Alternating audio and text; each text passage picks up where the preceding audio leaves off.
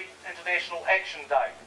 So this is going to happen all around the world. The first time it's going to be in Wellington, outside this Iranian embassy.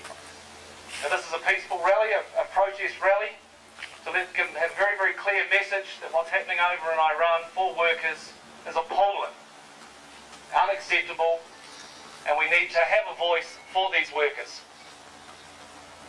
In New Zealand, if you're a delegate or a union rep or a union leader, we think of you as heroes.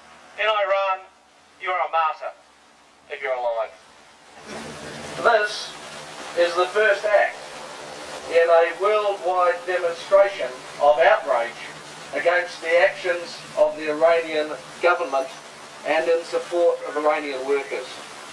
Today, at noon, at Iranian embassies all over the world, member unions of the International Transport Workers Federation and other global union federations will take a strong message from 170 million workers that they represent to the Iranian government. Here in New Zealand, we, the members of the Rail and Maritime Transport Union, lead this worldwide day of action.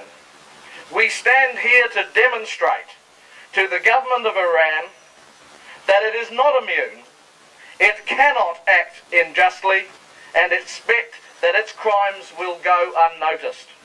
Solidarity.